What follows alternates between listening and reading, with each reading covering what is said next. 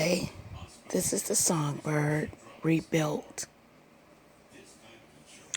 Today, I was doing my little cooking show in the kitchen, and when I was done, I went outside to ask my neighbor for a cigarette.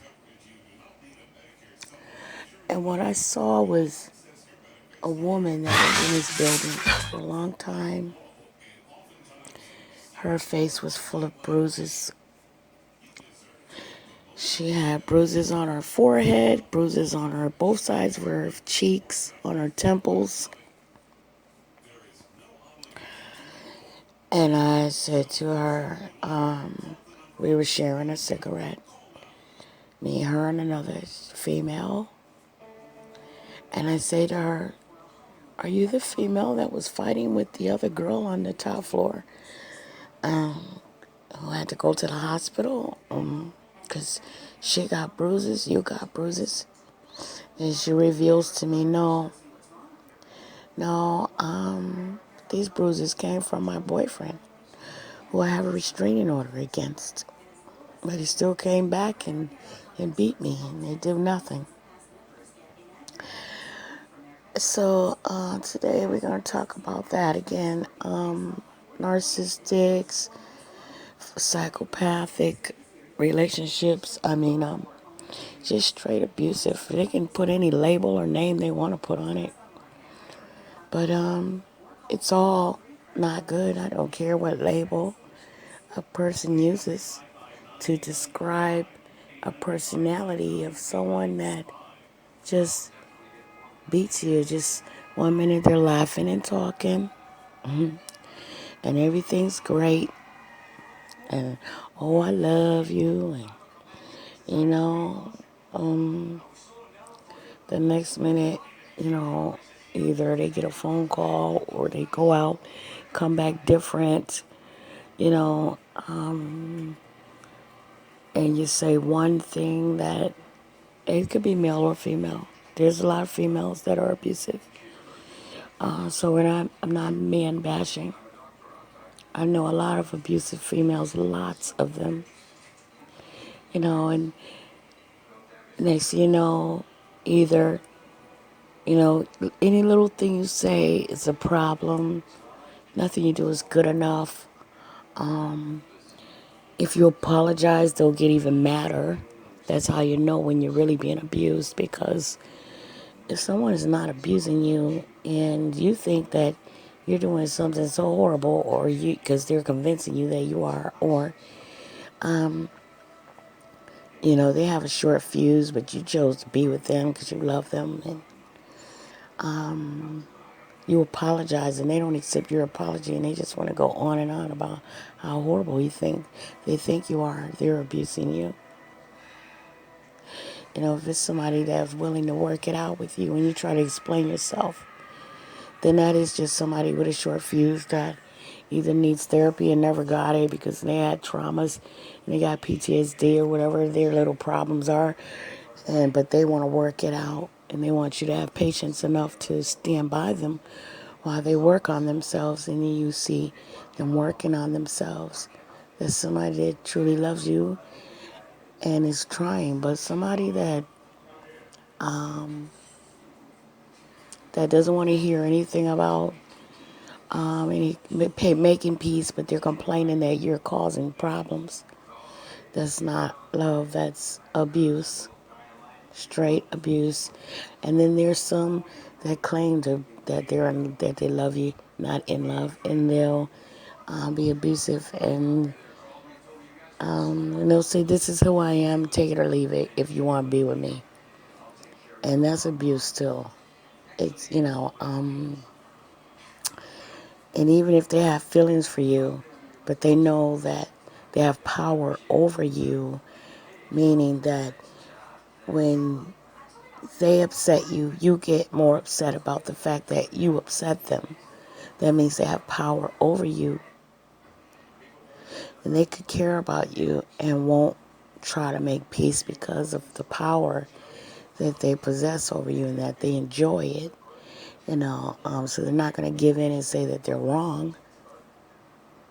So you have to take your power back. You have to take your power back by loving yourself more than you care about them or the relationship. You have to, there's a song that I really love. It's a jazz song, kind of jazzy, not really jazz, but it's contemporary sound. And she says, loving me means more than losing you.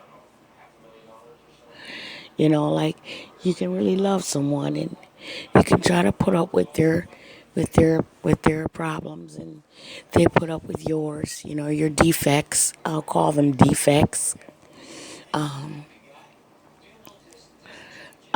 So that's love. But as far as when you do everything you're supposed to do, I'm not talking about trying too hard, I'm saying just being natural. If you're naturally a giving, loving person, and every time you open your mouth, you get snapped on, and sarcasm is funny once in a while. It's not funny every time you open your mouth. And at that point, it's just abusive and it's just a nuisance. It's irritating and aggravating, and it's not fun. It's not fun anymore. And then it becomes, let me see if I can insult you more than you can insult me. That's not. And first of all, the older you get, the smarter we're supposed to get. Smarter. But honest to God, I know people in their 70s. I said it, 70s, over 60. And they still play. I can insult you more than you can insult me. I'll never give in. And I don't care if you give in. Because I'm never giving in and I'm never going to be nice. And I don't care. That's called an old fool. An old fool that never learned and didn't care to learn. And if they did learn, they didn't accept it. And they just chose to have power over people. It's just the only way they want to be here in existence is when they have power over people. And no, I'm not an expert, but I have been abused and survived, reborn and rebuilt. And I talked to the lady today and asked her how old she was. She told me she was 40 years old, and her boyfriend's 43, or she's 43 and he's 40. Whichever way it goes, they're both old enough to know better. They're both old enough to be mature enough to learn to know how to get along in a conversation without a fight. I mean, if you're having a conversation with someone and you're having a disagreement and you agree to disagree and it still goes on and then there's name calling from the other person, that's just abuse, period. I mean, if they can't hear you and you're saying, okay, well, let's just work this out. Okay, you didn't agree with what I said and I didn't agree with what you said. And, it's okay. We could work this out. Or maybe, we could finish talking about it now or we can put this on hold and talk about it later. But we'll have to resolve it because otherwise it's just going to come back on us, in a civil way. Take a cigarette break, whatever you do, just smoke a joint, whatever it takes to have a cup of wine, whatever. Think for a minute, let the other person think, and then come back and talk about it a little bit. But all the name calling and all that, no. No, that's not part of understanding. That's just abusive. Some people are used to it. I'll say that over and over. I'm going to always keep saying that because I've seen it with my own eyes. Some people are used to it. They like it. The name calling, the confrontation, the verbal challenge, whatever they want to call it. They can put any label they want on it. It's abusive. A lot of people have been taught wrong. They've been taught wrong when they were little and they heard grown-ups treating each other that way and saw them treating each other bad and they think it's normal. Personally, I don't believe it's normal. Because if it's normal, why do they have all these psychiatrists and therapists and psychotherapists figuring people out and trying to get world peace? To me, they're part of gaining world peace. Yeah, I said world peace because it's all around the world. People get murdered just because somebody got mad and angry, you know, or whatever, just because somebody humiliated somebody one time too many. So, no, so that means it's not normal. That means it's not okay. Otherwise, people wouldn't be getting murdered, and people wouldn't be getting having bruises, and people wouldn't be getting choked, kicked, ribs broken, breaking up the furniture in your house that you paid lots of money for, and they know you paid for it and struggled for it, and they didn't want to break it, or maybe they came in and they bought some things and then they want to take it from you. I mean, what is all of that? That's not normal. That's from being taught wrong, witnessing abusive relationships when you're young from older people that didn't resolve it in the right way, but just to be human and try to be understanding. People say they want to be understood, and and those are the first people that are being abusive. A lot of times, I've witnessed that. I've been witnessing abuse since I was about the first time I seen a physical fight between two grown-ups. I was 6 years old. I jump in the fight. Of course, I get knocked out. Okay. So then I learned not to do that because I was too little. It's like a disease. It just spreads. It spreads. When the lady was talking about how he beat her and how she has her restraining order, blah blah. And it spread on her because in her voice she was hostile. You could hear her hostility in her her broken patience. You know, even with the world, just she was a little rude. And I said to her, "Okay, you don't have to be testy. I know you're having a hard time, and I've been there and been through that and survived it.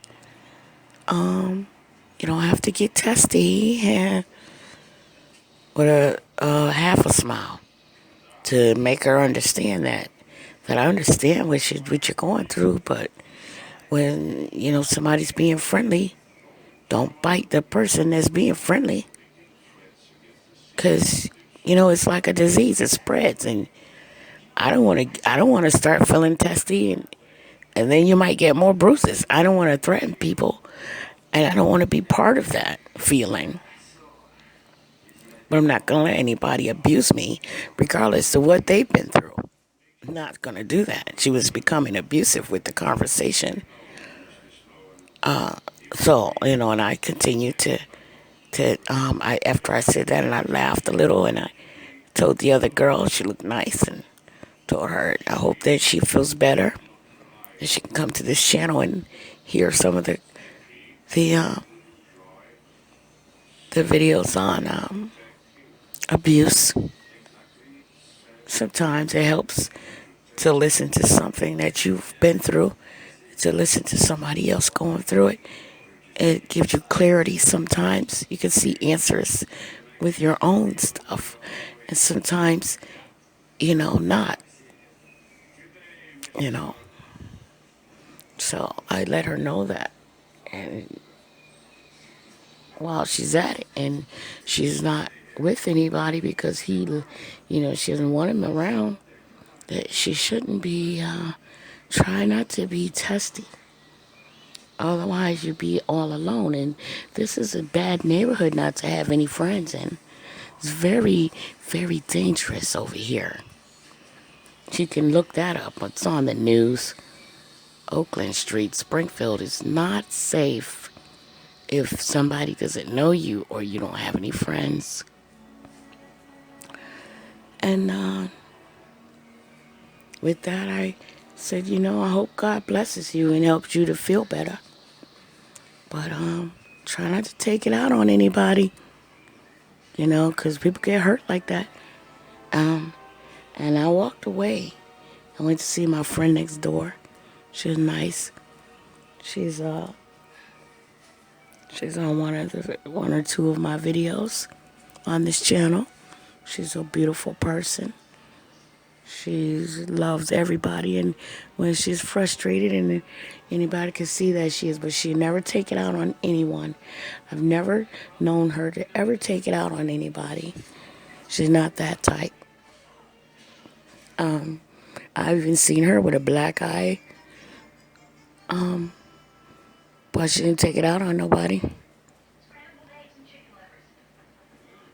She seen me with a black eye. I didn't take it out on nobody. Not at all. You don't spread it. You have to heal. If you can't heal alone, which is really hard and takes a long time, then it's always best to have therapy. I had 12 years of therapy, and I don't take medications. Because for me, I had a really bad effect with medications. Affected me really bad. It just made me worse. Actually, some medication they gave me at the therapist made me see the things, not just have a flashback. No, no, no. I was laying down half asleep. And I could, instead of just having a normal flashback in my head, it was like alive. Like the person was right there in my room, leaning over me on the bed. I'm like, oh, hell, I'll never take that again. And I prayed and I asked God to help me come out of that. And I called that doctor on the emergency number right away and let them know I will not take anything. And then another time I took some medication, and I'll say it out loud. It was Prozac. I have to say this out loud. And now hopefully it'll help someone. That lady that was being abused, that killed her 5 children, who's locked up, okay, years ago. She was on all those psych medications. And I don't care what nobody says. After what it did to me, I believe that's contribute to her killing her children. 100% I believe that. Because when I took Prozac for 4 days, on the 4th day, my kids were sitting down watching TV quietly. They were not acting up. They were not doing anything. They were not running around, jumping off the furniture, breaking things. They weren't doing anything. And I don't care what they were doing. What I was feeling should never be felt. And that Prozac gave me a feeling like, when you watch the commercials and they're talking about depression medications, and how it makes some people more depressed and some people become suicidal. The one thing they never say is that some people become homicidal. So why are they giving it out? Now, I'm an activist. Here I go. We're talking about abuse, but this is part of it. That's abusive too. You're supposed to be helping people, giving people therapy, helping people to survive. But instead, a therapist that's not a real good therapist will just give you pills to medicate you so bad that you just think everything's la la la la la, and it's not. And that Prozac on the 4th day, when I was sitting there on the couch, and my kids, yeah, I want the whole world to hear this. The whole world. Because if you got kids and if you don't got kids, I don't think that you should ever take Prozac. I sat there and my kids were watching TV nicely. And I had my mental problems, but I would go in my room and stay in my room and mind my business and come out, make cookies or popcorn for my kids, make dinner, make sure they have what they need, go back in my room, talk on the phone to my friends that are dead now, and just talk and talk and talk and talk because they have so many shit that they, no cussing, I'm sorry, God. They had no, they had a, they had a lot of, they had no one else they could talk about things to, the deep things we talk about, but me. The deep things I'm talking about on this channel now that are not for kids to hear. Maybe some with parental guidance they need to learn. But this day I sat there. That Prozac allowed me to sit in the room with my children. Like I love them, but I wasn't always up in their face every second, up on them. I gave them what they needed. But I rarely stayed in the room with anybody alone because then I could talk on the phone for 24/7 and then get in front of that person and feel weird and shy because I didn't want I didn't want to suddenly act weird. You know, I was always afraid that maybe I might act kind of weird because I know I had problems in my head that I couldn't get rid of. Traumas. Trauma. And so I laugh and I make jokes and to play it off when I'm in front of somebody just so, I could distract me really.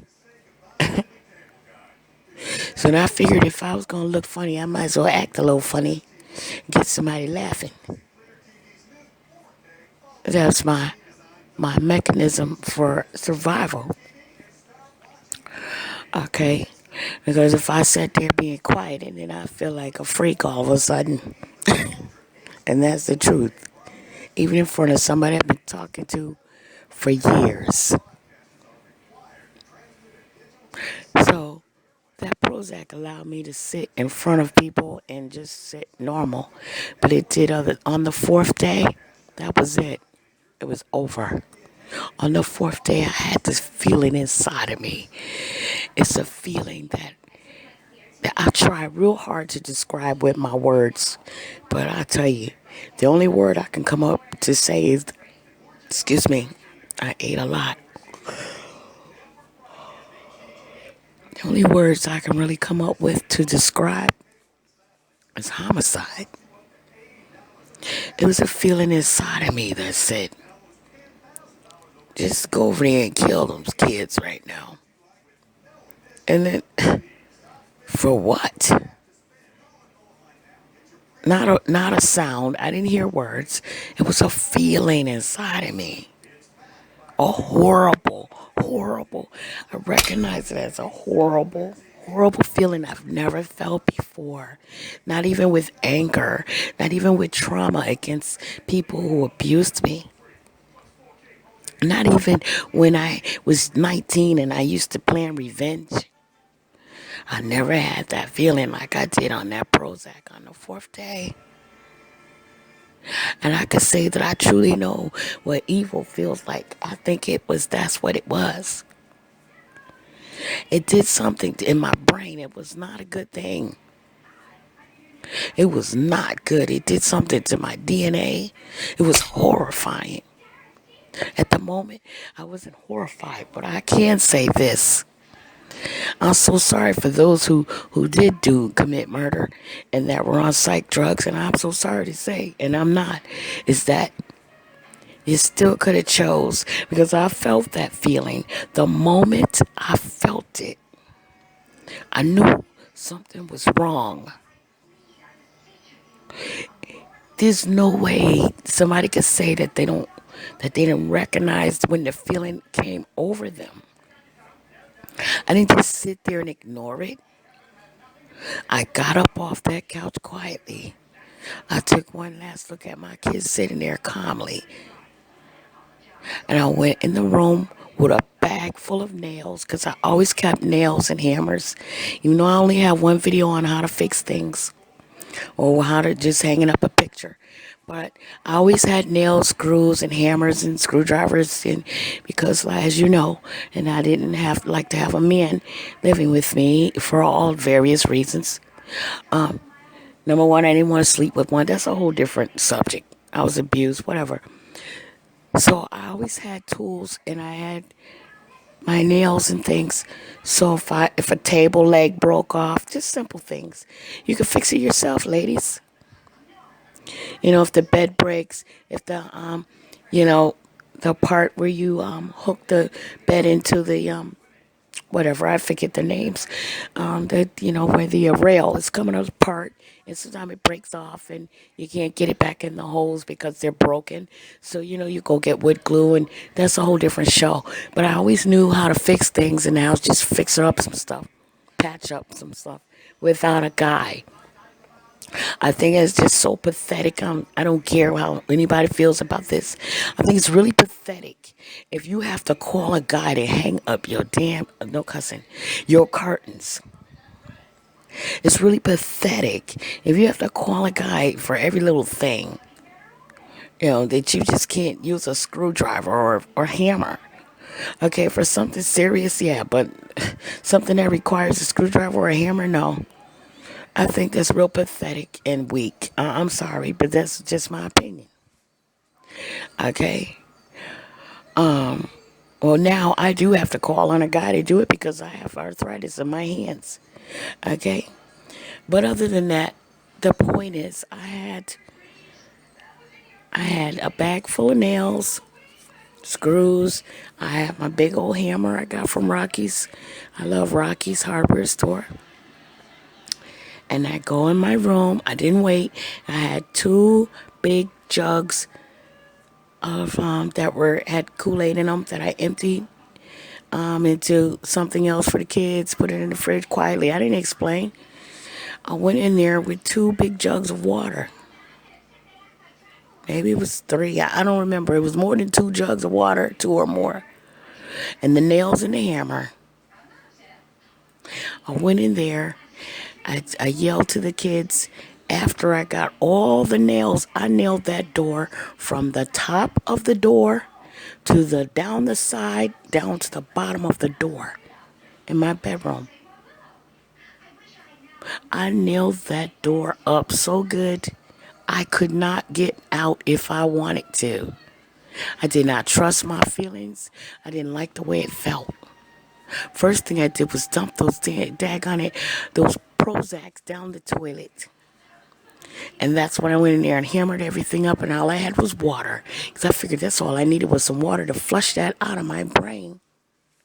So I'm saying all of that to say people do have a choice when they feel that murder spirit coming on them.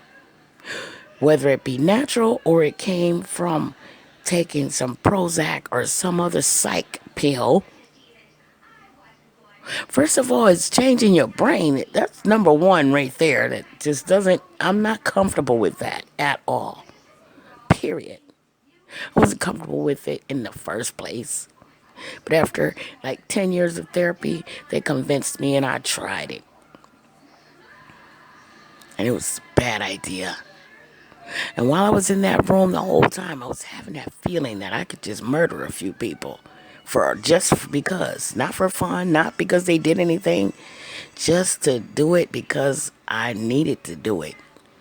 That's how it made me feel. For what reason? I don't want nothing like that. Now, I suggest that, you know, you don't have to listen to me because I'm not a doctor with a license, but I'm just telling my experience, and it's real. I stayed in that room for 2 days without coming out. My kids probably didn't know if I left them or what.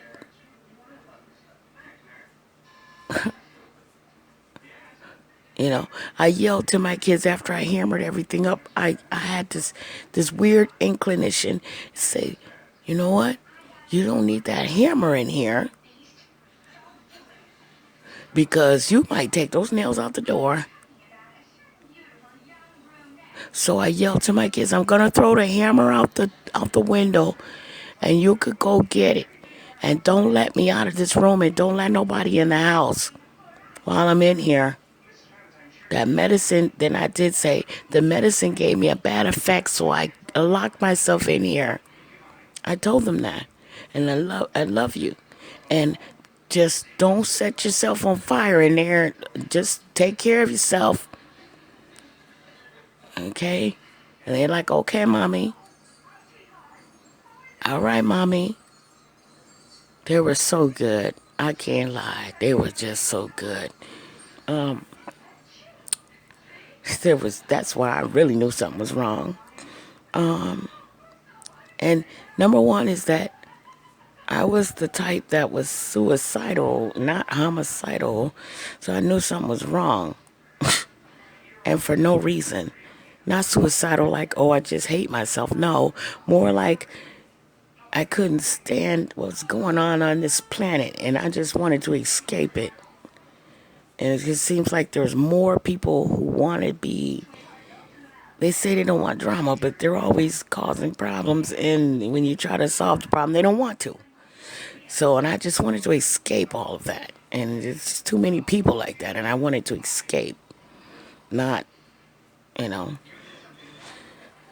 So I stayed in that room drinking water in my room.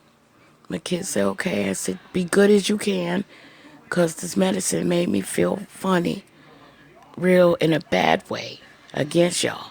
They said, okay, mommy. And they didn't make no noise or nothing. They didn't take advantage. They watched TV, they ate. Because I was giving them cooking lessons once a week. So they already knew how to make something to eat. They didn't have to cook if they didn't want to. But if they wanted to warm something up real quick or make sandwiches, I had plenty that at that moment, that day, that week. Not every day, but that week I had plenty for them to deal with. They had cereal, milk, whatever, It's nutritious. Lots of vitamins in cereals these days. And I stayed in there. I told them, don't give me the phone, nothing. I told them if I try to break out of this room and I don't sound normal, run out the house and call the cops. They said, okay, mommy. They were already trained to run out the house and call the cops from when I was fighting with their father anyway. And which is sad, but it's true. As little as they were, it was, back to the abuse thing. And when I came out of the room, I was fine. I didn't come out of that room for 3 days. I was fine. 2 or 3 days? 3 days. Because then I was out of water and everything, and I wasn't having that feeling anymore. It wasn't thoughts. It was a feeling right in your gut, like where your chest is, like where your chest and your stomach meets. That's where it was, right there. If there's any professionals listening to this video, and I hope they write all this down and they investigate, not me, the Prozac. They need to investigate that Prozac. Try it out on some more people again, because it's not a good thing. It makes you happy for a couple of days, and, that's not, no, So I hope that somebody professional is listening to this, and they can be a hero and investigate this and solve that problem with that Prozac. Or just take it off the market, period. you know?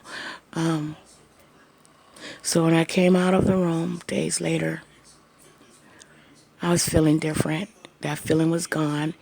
That was there at the bottom of my chest and where my stomach is. It was gone. It was evil. It was a horrible feeling.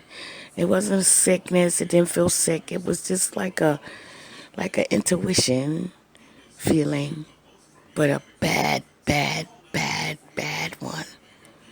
And maybe it's because the way I was born, with the psychicness that told me that I would do something bad. I don't know. I just know that it was real bad. And I'm glad that I got a warning. That was a good warning. Thank you, God. Because I would have hated to wake up in jail and then find out that, maybe if I didn't want the Prozac no more, that it was just that caused me to feel like that, later, if I didn't have the intuition or magic or whatever anybody wants to label it as. Like I said, there's so many labels, and everything. There's so many labels all the time. Everything has a name, you know. And so I wanted to talk about that. I have so much to talk about from years and years and years of experience. So much is unbelievable. You know, sometimes I amaze myself I don't have to figure it out. I know God is keeping me here. I know that for a fact because of, like I said, I wasn't the homicidal, I was the suicidal. And if any time I ever took a bottle of pills and didn't have to get my stomach pumped ever, and just woke up the next day like I just had a good night's sleep. And that right there says to me one thing: God want me to stay here. So then, and that's when I was younger. That was years ago.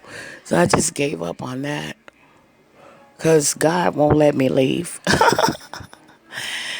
I could laugh but and then and the other part of me don't want to laugh because there's many people is very serious and they didn't make it back, even with their stomach pumped and doctors and all. They never made it back. Okay, from they just stopped breathing. So I know that God wants me to stay here. For sure, for sure. And it was God, I guess, that made me feel that warning. I don't know. I believe it was because otherwise, then I would have to be judgmental and say that anybody who wanted to kill somebody while they were on something, they made the choice. They had a choice, and maybe they didn't have that intuition. I have to take it back. Maybe they really didn't feel it before it happened. I find it hard to believe they didn't feel it before.